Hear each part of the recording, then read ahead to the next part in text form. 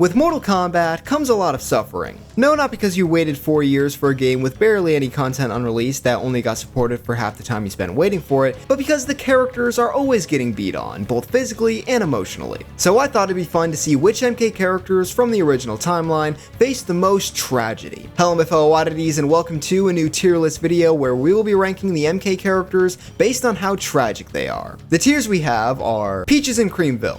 Real ones no ball. This tier is for the characters who are basically untouched. They can get a little roughed up, this is Mortal freaking Kombat after all, but anything that does happen to them, they're completely unaffected and live a good life before and after. Then there's average life, for the combatants with a normal amount of suffering. You know, a dead relative here, a life-altering injury there, the huge. But it's not like trauma is a constant thing looming over them for their lifetime. Then we have 50-50, the middle tier for a reason, for the characters that experience a higher than average number of major scarring life events, but it's usually balanced out by really good things, or it's just not as much as the characters in the two higher tiers. Pain should be pretty self-explanatory. Maybe they have one or two things that give them something to strive for, former success, a friend, family, but for the most part, life is just a stumble and tumble downhill. And then lastly, Harakiri. Listen, if these guys can go through what they do and still wake up in the morning, you can too.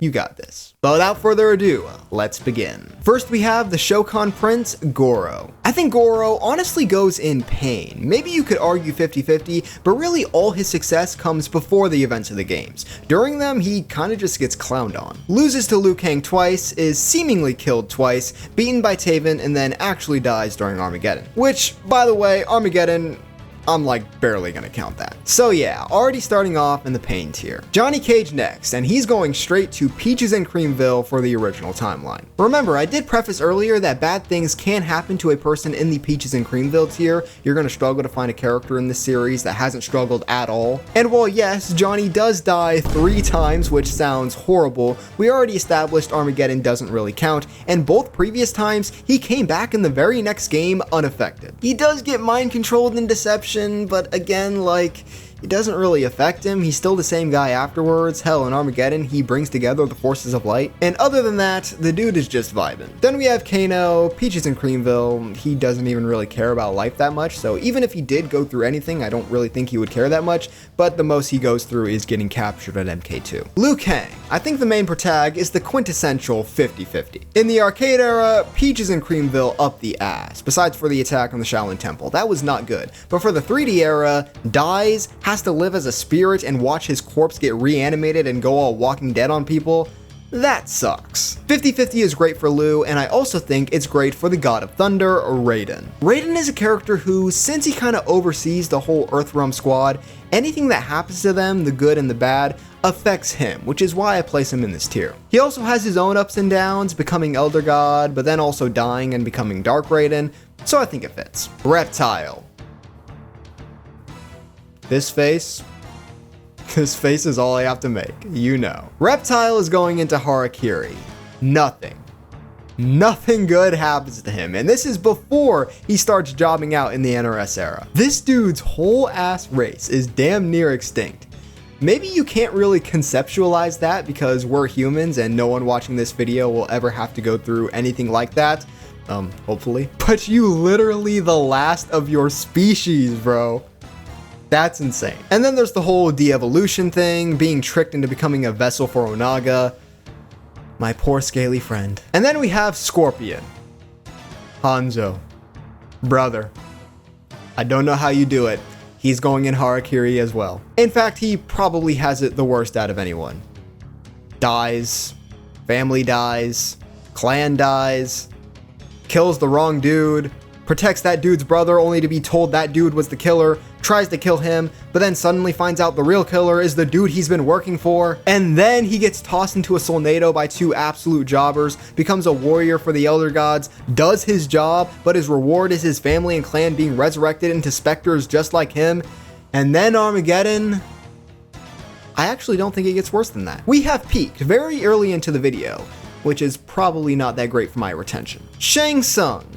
I think goes in Peaches and Creamville. It's the same situation as Johnny, but honestly Shang probably has even higher highs, getting his youth restored, killing Liu Kang, supposedly killing Shao Kahn. He does die a couple times, most notably in the Raiden Kamikaze and Deception, but again, it didn't really affect him at all, so you just kind of have to put him in the bottom tier. Then we have Sonya. She'll go in 50-50 I think. The loss of her partner, getting captured in MK2, having to deal with Kano all the time, dying and being mind controlled in Deception. She has it bad, but not as bad as the other characters in the higher tiers. Then there's Sub-Zero, Kuai Liang. You know, I was thinking 50-50 initially, but after laying out his timeline, I think Kuai goes in pain. What really good thing happens to him in the original timeline? And then you look at all the shit that he's been through. Brutal Lin Kuei training, brother dead, cyber initiative, Frost betraying him and killing his Lin Kuei, then Bi-Han coming back and doing the same thing along with his best friend Smoke. Honestly, reading off of that, I think he might be Harakiri, goddamn. Onto the MK2 characters with Baraka. This is gonna sound crazy until I explain it. Original timeline Baraka is in Peaches and Creamville. This is not NRS Baraka who gets bodied at every turn until MK11 and MK1. This is the original timeline where nothing really happens to him. And part of that is just Midway Baraka not really being a character at all. That's going to be a common theme you see in this tier. Thinking about it, the one notable thing he does is free Mileena in Deception, which he probably got laid for, so you know what? Peaches and Creamville for that alone. Jade. Average life seems good for her. The main thing is her finding her best friend Kitana's body after her and the rest of the Earthrealm warriors are killed by the Deadly Alliance. Very traumatizing, but unfortunately not the most uncommon thing for a person to go through. Plus there's the stuff with her being torn between loyalty to the Emperor or her best friend in MK3. She makes the right decision, but couldn't have been an easy one. Now we have Jax, and remember, again, not the NRS Jax. That MF is going straight into Harakiri, but this Jax is the same deal as Johnny Cage. Nothing really happens to him. Peaches and Creamville. Kintaro is hard because the only thing that happens to him is him losing to Liu Kang. So by that nature, it's not like life is beating down on him or anything, but when the only thing that happens to you is you failing to fight for your realm in your biggest moment, you gotta go in pain at least, my dude. Then we have Kitana.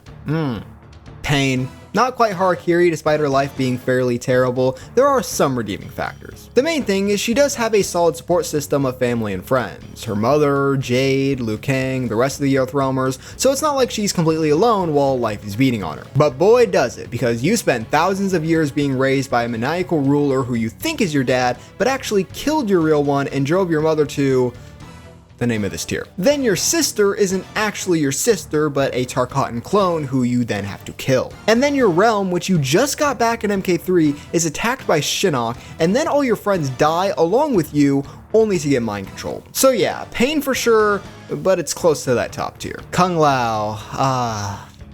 Kung Lao. I'm trying to justify putting him in pain.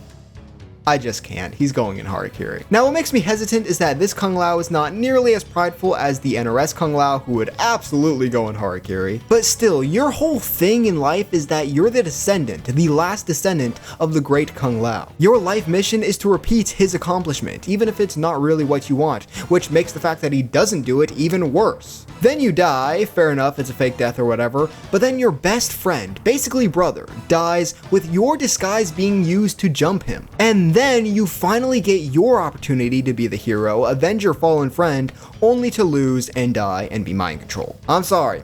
Lao, Harakiri. Mileena. Pain seems right for her. Firstly, she ain't even a real person. She's a clone, so that's gotta fuck with your head a little bit. But then she has to live with a constant lust for blood and monster mouth, despite just kinda wanting to be normal. Then she dies in MK2, imprisoned in MK4, does come back and become ruler of Outworld and Deception, but even that is still under the guise of Kitana, but still a win, I guess. That's why she's not in Harakiri. Though ultimately, Shao Kahn does take his spot back, so I think pain is a good place for Mileena. And then we have Bi-Han, aka Noob Saibot, aka the GOAT, and I'm not actually gonna put him in the top tier despite a lot of the rhetoric I've spewed in the past. My thing is, once he becomes Noob, things go pretty okay for him, but his story as a whole, no doubt, is very tragic. Let's see, brought up as a cold, heartless Lin Kuei, despite that not really being his nature, almost gets Earth destroyed, does meet a goth baddie along the way, but ultimately dies because of the fact that he was merciless and never given an opportunity to become the better person he could have been. And then he becomes Noob, teams up with Smoke, attacks his brother, all that stuff. I'm gonna just go with pain here. I just don't think he has it as bad as the people above him, including his own brother, funnily enough. Shao Kahn. It's hard to call villains like him tragic because they deserve it, but for him personally, 50-50. It's sort of like Liu Kang, where because he's so integral to the series, he has the highest highs. I mean, he literally wins Mortal Kombat, like, the whole series in the end, but also the lowest lows with losing all those Mortal Kombat tournaments and the invasion. He fakes his death in Deadly Alliance, but does still lose his rulership over Outworld, but pretty much gets it back as soon as he wants to, so yeah, I think this is the tier for him. Smoke. Holy harakiri. The dude literally spends the entire series, besides for one game where he's not even a real character, as a mind-controlled cyborg. And not even a cool one who like gets a bunch of wins or anything, just a servant for other characters with more free will. Chameleon. Well, assuming he's a Zaterran, and that's all we know about him, he's gonna go in Pain. Cyrax, another cyborg. Pain. Pain for Cyrax. Honestly, you could go with Harakiri as well, but he does get restored and does get a good spot in the Special Forces. Other than that, it's not great. The cyberization process could not have been fun as a very adamant anti-cyborg man, and then in Deadly Alliance he gets bodied by two jobbers, so yeah, not a fun time for Mustard here. Ermac. This one's actually interesting. Where do you put Ermac? The only thing I can think of that was bad, and not even that traumatic or terrible or anything, was him being kind of stranded without a purpose after Shao Kahn lost. Other than that, the dude's vibing. He allies with Kenshi, saves the Earthrealmers from their mind control with the spirit of Liu Kang, and ends the timeline as one of the good guys. But he's also a creation that's an amalgamation of souls with no real sense of identity. Average life. Next, we got Soul Sucked himself, Cabal. Definitely not Peaches and Creamville tier due to him getting hideously and likely very painfully scarred, and also dying in Deadly Alliance. But it doesn't go much further than that. I think average is good for him too. Chameleon. Just like with Chameleon, you gotta go Pain for that damn near extinction. Motaro. Loses to Liu Kang, killed by Shiva of all people, comes back with cursed legs. Pain. Nightwolf. Nightwolf is completely average. He might be the most average life character on this list. The most that happens to him is after Shujinko beats Onaga, Nightwolf has to absorb the sins of all his ancestors to bind Onaga to the Netherrealm, and other than that, he's Native American and just a certain amount of suffering comes along with that, but nothing insane. Rain, going in Peaches and Creamville. I know he's a bastard son who was abandoned by his father, Argus, but he's a demigod who once lived in the most prestigious realm, then worked for the most powerful ruler in Mortal Kombat.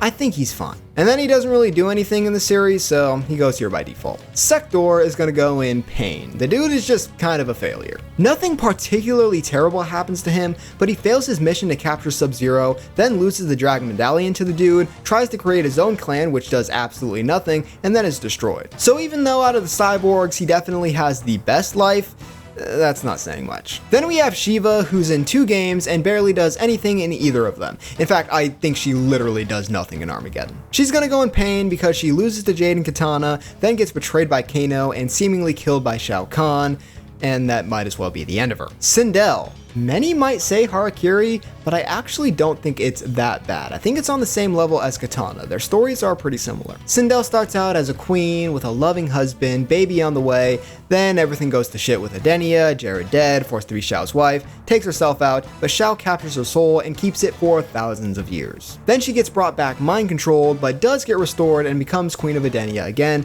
though it is attacked by Shinnok and MK4, and her daughter is killed and mind controlled, but ultimately brought back in Deception. I think it's Pain-worthy for sure, but not Harakiri. Striker is like the most Peaches and Creamville character. The fact the dude is even around is a fairy tale. Fujin next, and he's gonna go in Pain because, firstly, he loses to a mortal. Yes, a cryomancer, and a goated one at that, but a mortal nonetheless. And then he gets bodied in MK4, literally tossed from the heavens. He does get to become Earthrealm's new protector, but Raiden immediately takes his job back in the very next game, and Fujin isn't seen again until Armageddon.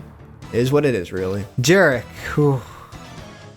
I can't put him in Harakiri because it's not consistent enough and he's not in enough games, but he's literally known for having the goofiest death scene in the series. Kai is going in Peaches and Creamville, he does literally nothing. Meat would go in Peaches and Creamville, but the fact that his muscles are exposed means I have to put him in Pain because he is most likely in constant pain. Quan Chi is a little bit worse than his Deadly Alliance partner purely for his time being tortured by Scorpion after MK4. Other than that, it's the same story as Shang, but I'll put him in average life because we all know on average people get tortured in hell by a demon ninja all the time. Reiko, Peaches and Creamville, does nothing but suck off Shao Kahn. Serena, oof. Is it consistent enough? I think with Armageddon it is. I'm gonna put her in Harakiri. You spend your whole life as Quan Chi's servant, and the moment you get your opportunity, you meet the man of your dreams. You get murdered and sent to the 5th plane of the Netherrealm to be tortured until you manage to escape, only to find out that the man of your dreams is now an evil wraith from the same place you've been forced to spend your whole life. You fight him along with his brother, you fend him off, but go into your demon form in the process, making his bro freak out and attack you. Then you're captured by Quan Chi and forced into the same deal you were at the very start. I think that's Harakiri worthy. Then we have the Fallen Elder God, and Fallen he is, into the pain tier because Shinnok sucks and does nothing of note. He always fails every time, besides being like one of the few people to survive Armageddon, I guess. Tanya just don't give a fuck. She doesn't care about anyone, so she can't really experience loss. She's too skilled to get captured or tortured, and even when the people she works for loses, she was probably planning on betraying them anyway, so what does it even matter? Peaches and Creamville. Tremor does nothing but lose. Pain. Then we have Blaze, and the only reason I don't put him in Harakiri is because I think he literally can't experience the emotion of suffering. But the dude fails to protect the Dragon Egg, accidentally wakes Dagon up too early, and then the way to prevent Armageddon is to defeat him, and the wrong person ends up winning. That is so tragic to me. Boraicho is tied to a lot of characters who do experience loss. He's the mentor of Liu Kang who dies, Kung Lao who dies, Shujinko who gets duped, so he has to be feeling some of that, but nothing really actually happens to him, so I'm just gonna go average life. Then we have Frost, who is just another massive failure. She tries to take the Lin Kuei for herself from Sub-Zero, but just gets a harsh reality check by the medallion. And then she's brought to the temple, kills some Lin Kuei, but is defeated and deep frozen by Sub-Zero, then beat up by Taven in the next game. I'll go Pain for Frost. Suhao. Do I even gotta do this part? Kenshi is gonna go in 50-50, I think. His backstory is definitely tragic, being tricked by Shang Tsung and blinded, but he got a badass sword because of it. Then he meets Ermac, joins the Special Forces for a time. He does get very badly injured by Mavado and left to die, but Sub-Zero saves him and he makes another friend.